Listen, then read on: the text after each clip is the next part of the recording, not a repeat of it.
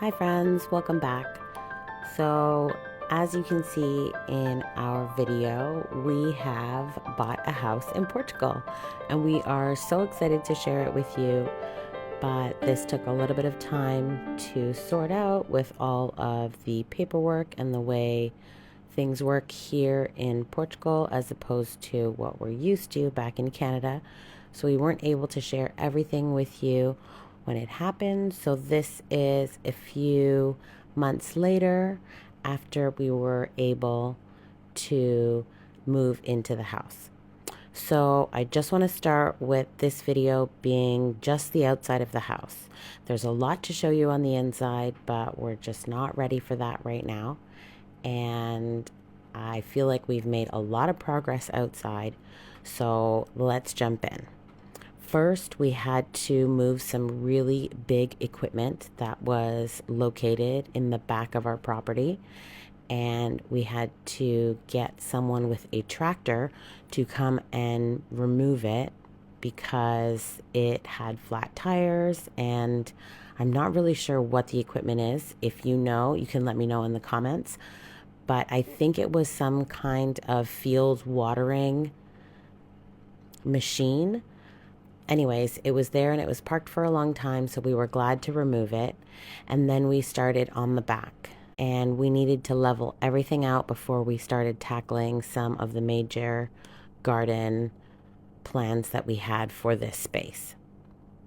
So my husband went ahead and hired somebody with a tractor who was awesome. He did a great job in using the existing soil and rocks on our property to level out as much of the uneven ground as he could, with keeping everything that we had so we didn't have to bring in extra materials. As we've learned from being on this island, it is always good to have a recommendation of someone who would be willing to help you out or even have some knowledge of the existing space. So fortunately, we met a gentleman who actually knew the previous owner and let us know a little bit more about this property, which was great. And he was very helpful, and his advice was really important for us to make future decisions.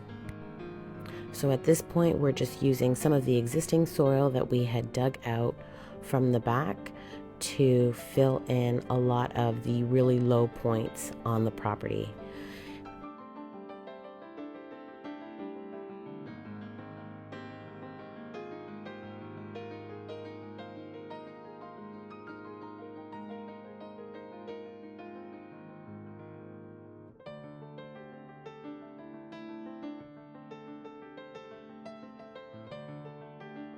This is the contractor that we were speaking to, and he advised us that in the corner where my husband and the gentleman is standing, that we should lift up the existing water line, because as it stands right now, it was lower than the pavement around.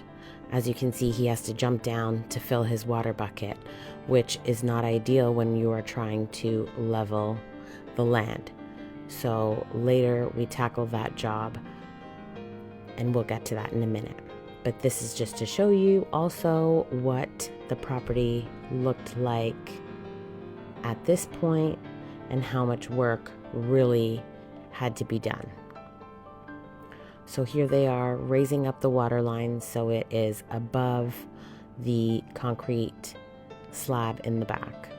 And it was so helpful to be able to do that.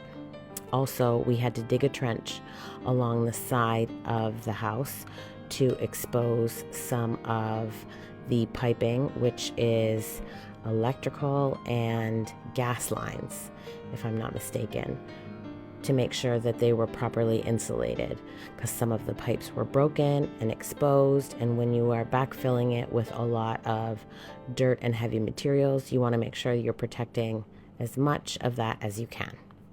Anyways, this is just the first video of many, so stick around and I hope you enjoyed it, and we will see you in the next one. Bye-bye.